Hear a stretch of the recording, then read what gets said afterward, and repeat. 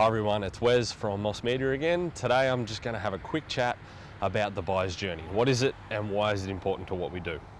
So there's 5 stages to the journey that a buyer goes on, from when they realise they might be in the market for a product or service all the way through to purchasing that or going ahead with it. So stage number 1 is awareness. So this is when someone becomes aware they have a problem and there's a certain group of products or a service that might fix that problem. So the second stage from there is interest. So this is when someone realizes that, they're aware of what's going on, and they start to do a little bit more research into the possible solutions that they can go with. Then you have consideration. So this is when someone drills down even deeper and they start doing some comparisons between different products from different competitors or different services. From there, number 4, you go to the conversion stage. So that's when someone's ready to make that purchase. They're ready to walk into the shop or make a phone call or jump on the web store and convert into a sale.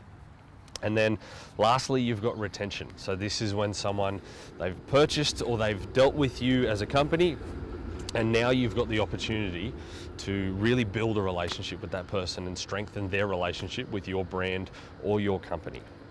So the different types of marketing that we do have different targets throughout this journey. So it's important to understand the type of marketing that we're doing and what stage of the buyer's journey that it's going to be applicable to. So in that early on stage of awareness and interest, when someone's just becoming aware, they're just doing some research, they're learning about products and services and getting their head around the whole big scope of things, there's where you want to be doing things like your content marketing. So you might be putting out blogs of value add stuff where you're sending useful information out that someone will be able to take and they'll get value out of that and they'll learn some things. So this builds up a trust with your brand, so that when it comes to that further stages down the track, they'll be able to recall you more likely than someone that hasn't helped them out through that journey of learning about what they need to do. So that's what you kind of want to do in the first 2 stages. You can do some social media advertising as well, because once again, that's another platform where people are interacting with people they trust. So they might pick up on some things there through social media platforms that they might trust a little bit more. And then once you get down a little bit further to that consideration stage and then the conversion stage, when they're a lot closer to being ready to buy, they understand what they want, that's where you might do some things like some pay-per-click or send out some more social media advertising that might be more call to action based, where it might be a deal. They might be a percentage off, or a buy one get one free, or buy one get one half price, or something like that. When someone's closer to making a decision, some advertising like that and some deals and some marketing like that might be enough to just tip them over the line and go, I know enough about this, I'm comfortable enough with this, that's a good deal, yep, I'm going to jump on that, let's do it.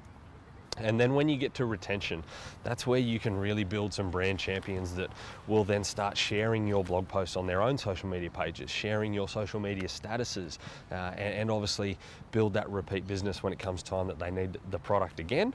They'll stick with you if they're happy with the experience they've had and they're happy with the product, obviously, or the service that they've had. So that's where you can really build that up. And also at that stage, data is key. Recording data is super important. What they buy, why they bought it, what they were interested in.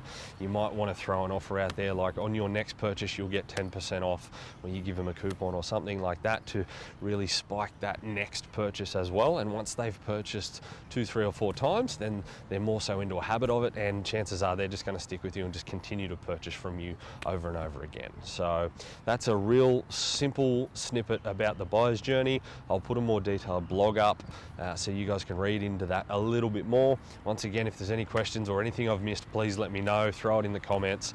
If you like the content, please follow the journey, and we'll continue to talk about more stuff over the coming weeks. And the next thing I'll probably talk about will be buyer personas and why they're really, really important.